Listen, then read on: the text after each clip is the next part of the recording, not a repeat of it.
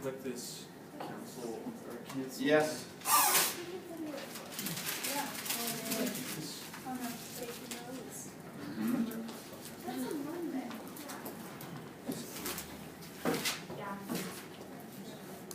Hi, my name is Britton Barrett, and we are covering Chapter 1 of Intro to Marketing. And we are going over the 5 slides that we chose to best indicate what we thought was best to study over Chapter 1. We chose the second slide of the overview of marketing just so then we kind of know what to study, so then we see these 4 points that you see on the slide. You just can know what to look for, can kind of write in your notes what exactly to study and what to look for, such as the role of marketing in organizations, or the list of elements of your marketing mix. So kind of understand and get to know things that you want to look for when reading the text. And our second slide is, what is marketing? So obviously this is Intro to Marketing class, so we are going to just figure out what is marketing. And we are wanting to know that marketing helps create value, and just learn key terms like creating value. Marketing occurs everywhere. So we figured that this chart creates everything and is pictured to all of our needs. Whether it's from marketing is everywhere, marketing is about satisfying your customer and the proper target market, and it entails an exchange. All in these little bubbles here, there are multiple words, multiple things that you can learn just by looking at this picture. The third slide, marketing impacts various stakeholders. Now we want to know how marketing impacts the society, how it impacts your customers, and also your employees, and also the supply chain. Now, obviously these don't have the proper definitions, but they do have pictures of what we need to look for, whether it's society, customers, employees, or your supply chain. So then when you keep on reading the text, you can keep on looking into how marketing impacts society, like how one company's brand image looks to the overall society, or to the proper target market or your customers. And with employees, how the brand image of that company looks to its employees, and also the supply chain from the operations to the hands of the customer. So how do firms become value-driven? And this is also another graph just showing how do firms become value-driven. By sharing information with customers, with employees, with the supply chain, and then we go into balancing benefits with costs, and then also building relationships with customers. And then the last one, connecting with customers using social and mobile marketing. These are all different kinds of little snips of how firms become value-driven. And when you read further on, you know what to look for when sharing information, balancing benefits, building relationships, and connecting with customers. And our last one, why is marketing important? Okay. And as we see in this diagram, marketing is important to everything. It can be entrepreneurial, which means you can start something from scratch, like build a company or build something from scratch. Expands global presence, like you can build relationships and expand to being global. Enriches society. It can enrich society by building relationships, sharing information, and getting society and communities connected. All these kind of points connect to how marketing is important to everyone. Thank you.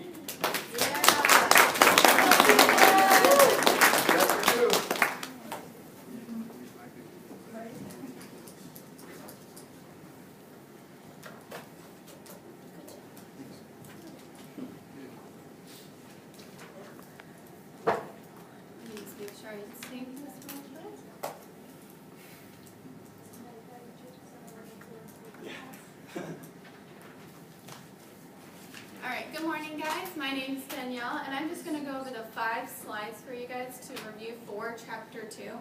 The first slide that we did pick with our group was the sustainable competitive advantage. With that, we broke with the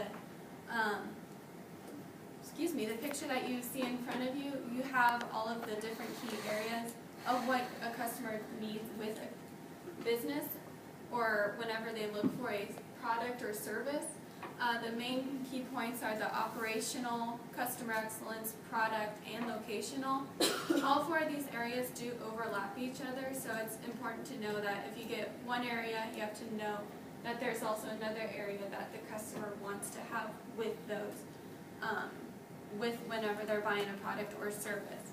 The second slide that we chose was the marketing plan. It's important to know all of the steps, the 5 steps of how you get to where the business is, either with their product, their service, and how they go with the customers. With that, you want to know what the business objectives are, the SWOT, which is the strength, weaknesses, opportunities and threats with the business, and also their competitors. The third point is the segmenting, targeting, and positioning. Along with that area, you're also going to need to know the 4 P's of marketing with the product, price, place, and promotion. So that's in your implementing phase. And then the final step with everything is evaluating the performance with your marketing metrics.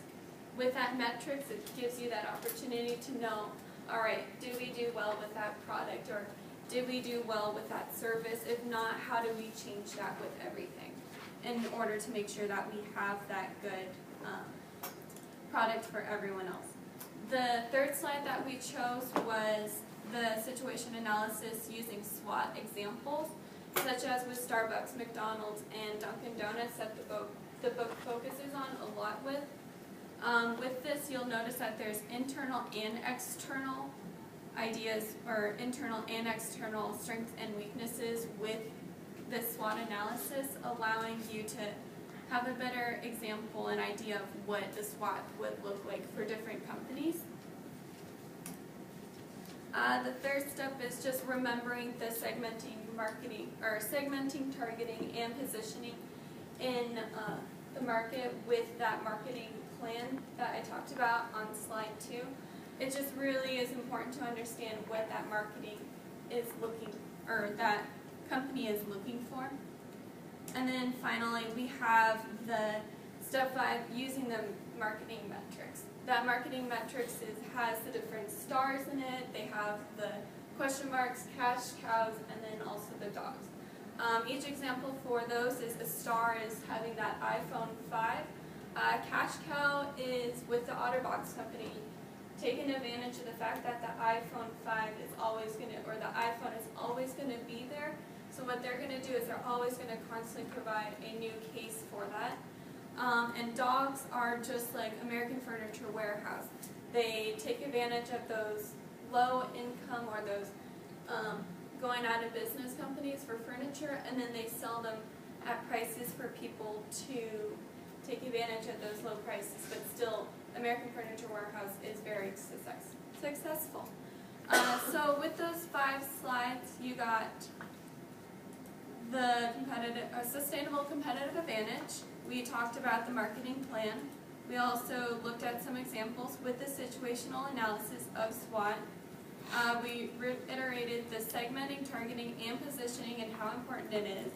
And then also we also looked at the marketing metrics, and then I also gave you guys some examples of it. Thank you.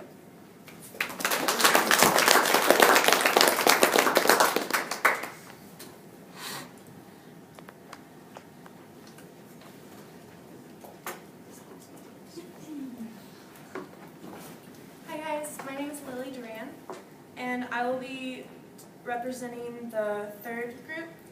We decided to choose these 5 slides because in our book, a lot of these slides are already covered. Like the first few slides were just about, they're just they were emphasized in the book, therefore we decided to choose these because they weren't as emphasized, and we figured that it'd be good to have the basic outlines of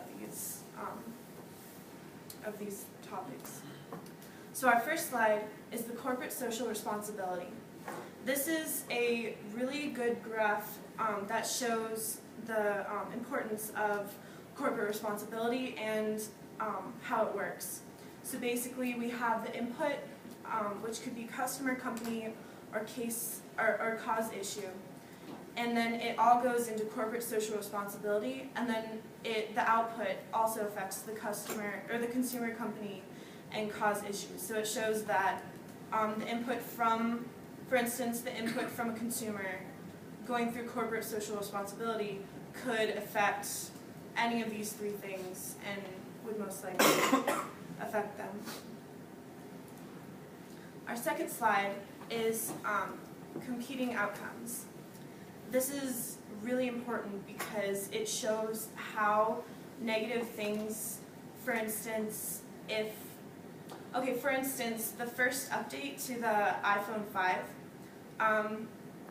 they got rid of everyone's favorite app, which was Google Maps, and that was a huge, it was a huge problem with a lot of people, and I know for myself, I still haven't updated because I still don't trust them for that. Anyways, so it starts out with a dangerous flaw in a new model, and you can either delay production or continue production. If you were to delay production, it would cause delayed revenue, possible layoffs, and loss of bonuses.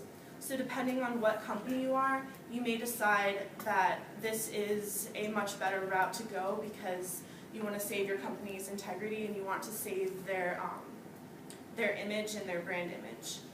Although you are risking the jobs of other people and you are risking frustration from the consumers, if you were to delay your revenue too much, consumers might decide to go with a different product. The second course of action you can take is to continue production. This can cause potential injury to consumers and loss of revenue. This is probably this is a more risky one to take because with potential injury to customers, they can sue you, and it can also damage your image to society, and it can damage your brand image, which would eventually damage your company in the long run and would most likely lead to possible layoffs and all of the negative things in the delayed production category. Our third slide that we found important was the link between ethics and corporate social responsibility. The top left one is both socially responsible and ethical. This means that a company is ethical to to the community and to the environment, and most likely their employees.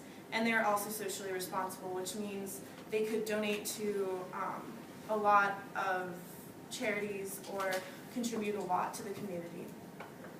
This one, ethical firm, or the socially irresponsible yet ethical, would be an ethical firm not involved with the larger community. So it could be a firm that promotes recycling and yet they don't, it could be a firm that promotes ethical conduct in their workforce, and yet they don't contribute to the main community. The bottom one, unethical yet socially responsible. It's usually a questionable firm, such as like a large corporation that has had a lot of ethical issues in the past, that donates to the community a lot.